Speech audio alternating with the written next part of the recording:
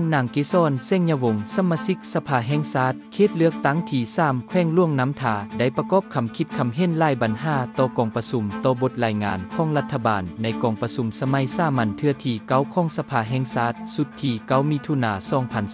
2025ซึ่งมีหลายบรรหาสำคัญดังนี้หมายเนาะเพราะว่าปัญหาที่เกิดขึ้นนี่บ่แม่นเกิดมาจากประชาชน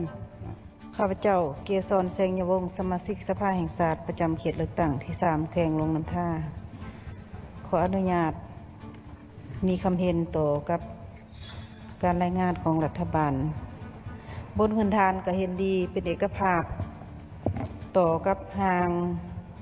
บทรายงานการพัฒนาเศรษฐกิจสังคมกลางสมัยแล้วก็บทประจำปีแผนงบประมาณแล้วก็ทางแผนเงินตราแต่ว่าสิ่งที่ข้าพเจ้าอยากขอแลกเปลี่ยนข้าพเจ้าอยากขอลงลึกบางจุดจังซี่เนาะผ่านการอ่าน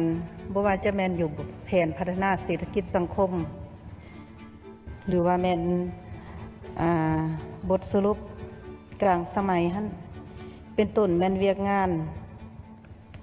การคุ้มครองบริหารรัฐเนาะ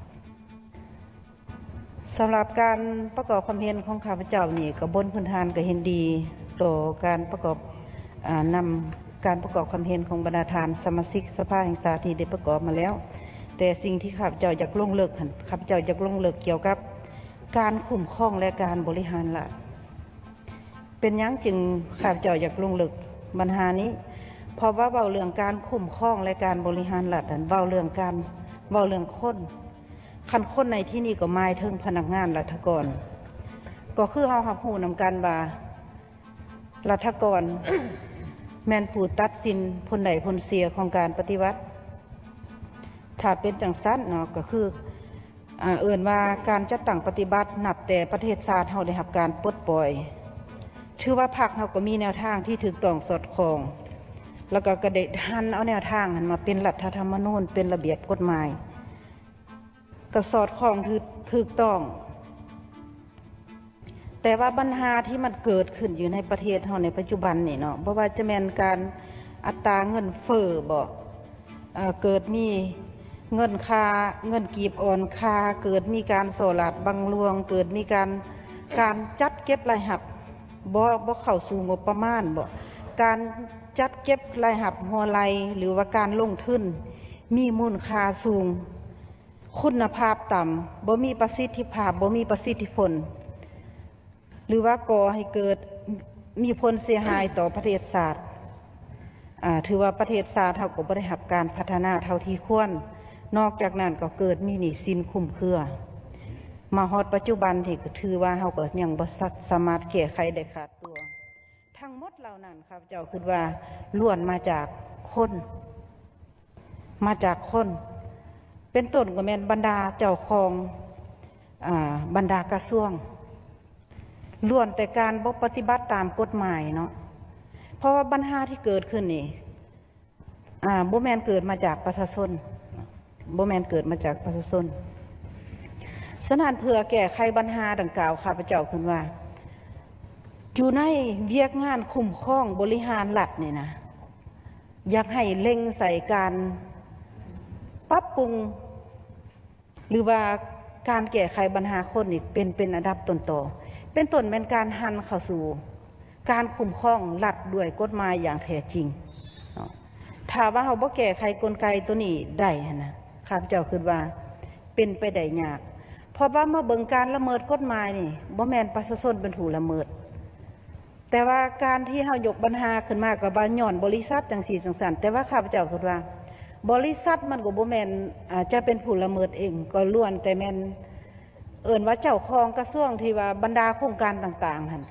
มีส่วนร่วมคิดนำกันจริงเขาเจ้าจริงละเมิดได้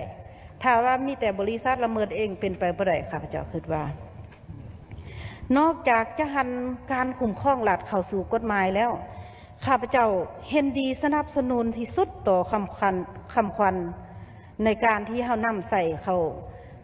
จัดตั้งปฏิบัติเป็นต้นเป็นซองวาระแห่งชาติคำขวัญที่ว่าเด็ดขาดโปร่งใสแล้วก็มืออาชีพฉะนั้นคำขวัญดังกล่าวนี่หรือว่า หลักการตัวนี้นะครับเจ้าคือว่าบ่แม่นแต่จะเอาไปมูลใส่ในการจัดตั้งปฏิบัติอยู่ในวาระแห่งชาติเฮาควรเอามามูลใส่เข้าสู่ในการจัดตั้งปฏิบัติเวียงงานตัวจริงหรือว่าจะตั้งเป็นสายญาหรือว่าเป็นคำขวัญของรัฐบาลสุดนี้เลยครับเจ้าคือว่าแห่งเป็นการดีสมทบกับการคุ้มครองรัฐโดยกฎหมายเนาะแต่ว่ามาเบิ่งหลักการตัวนั้นเขียนว่าแม่นเด็ดขาดโปร่งใสมืออาชีพแต่มาเบิ่งการจะตั้งปฏิบัติคือเฮาหับหูก็ยังคือว่าบ่มีทาที่ว่าเป็นขบวนผดฝืนหรือว่าเป็นหย่อนเฮาบ่มีคำว่าปฏิบัติใส่ตึมบ่ครับเจ้าคือว่าเอาคำว่าปฏิบัติเข้มว่าปฏิบัติเด็ดขาดโปร่งใสมืออาชีพใส่นี่ครับเจ้าคือว่าคือสิแห้งคักกว่าเก่าเนาะเราหันเข้าสู่การจัดตั้งปฏิบัติทุกเวียงงานเริ่มแต่ขั้นศูนย์กลางฮอดขั้นท้องถิ่นโดยให้ประชาชนมีส่วนร่วมให้ประชาชนเป็นหูเป็นตาสวยเนาะสนานจุดนี้ค่ะเจ้าอยากให้เบิ่งขึ้นเกี่ยวกับเวียกงานการคุ้มครองบริหารรัฐนั้นอันนั้นจุดที่หนึ่งจุดที่สองนี้เว้าเรื่องการส่งเสริมการค้าการบริการและการส่งเสริมการผลิตบรรดาสสรายทานก็ได้เว้าแล้วเนาะมาเบิ่งเวียกงานนี่นะการส่งเสริมผู้ประกอบการอยู่ภายในเป็นต้นเป็นพลเมืองลาวอยากให้เร่งใส่การปลูกจิตสำนึกความเป็นแบบอย่างของการนำเริ่มแต่ขั้นศูนย์กลางลงฮอดขั้นท้องถิ่นนั่นแหละเป็นต้นเป็นการหันค่านิยมเนาะปรับค่านิยมคือเขาเอาอะไรผ่านมาเอานิยมใส่แต่ของต่างประเทศมาหันนิยมมาเปลี่ยนค่านิยมใส่ของลาวผลิตภัณฑ์ของลาวใส่เงินกีบลาวเพื่อว่าสุกอยู่ผู้ประกอบการดังกล่าวให้เขาเจ้าได้มีการขยายตัวแล้วก็อยากให้เบิ่งขึ้นตื่มบางการค้าการบริการและการลงทุนอยู่ภายในเฮานี่นะข้าพเจ้ามาเบิ่งแล้วนี่ก็แม่นความเป็นจริงบ่แม่นความเป็นจริงบ่ล้วนแต่แม่นผู้ประกอบการต่างประเทศหมดเนาะคันสั่นละเฮ็ดได้แม่นพลเมืองลาวประชาชนลาวสิมีความเข้มแข็งนับแต่ห่านน้อยๆขึ้นไปก็แม่นของต่างประเทศสมมติว่าการค้าการบริการก็เส้นเดียวกันรายทานก็ได้เว้าเรื่องการท่องเที่ยวบริษัทก็อยู่ต่างประเทศผู้ใดสิไปสิมาก็มีแต่โอนเงินให้บริษัทเราเข้ามาประเทศเฮาก็เฮาเก็บได้ยังแดจุดนี้ก็อยากให้เบิ่งขึ้นตื่มอยากให้การส่งเสริมการค้าการบริการการส่งเสริมการผลิตภายในลักๆก็อยากให้เป็นคนลาวเฮาคันแม่นคนลาวเฮา100%เงินทั้งหมดก็แม่นคนลาวเฮาได้แต่เดี๋ยวนี้นี่แม่นคนต่างประเทศหมดที่มาดำเนินกิจการอยู่ในประเทศลาวแต่ว่าลาวเฮาแม่นได้หยังได้แต่การเก็บภาษีอากรอย่างต่างๆได้แต่จำนวนแต่ว่าเงินตัวจริงแม่นต่างประเทศเพิ่นเป็นผู้ใดเนาะอันนี้จุดนี้ก็อยากให้เบิ่งขึ้นตื่ม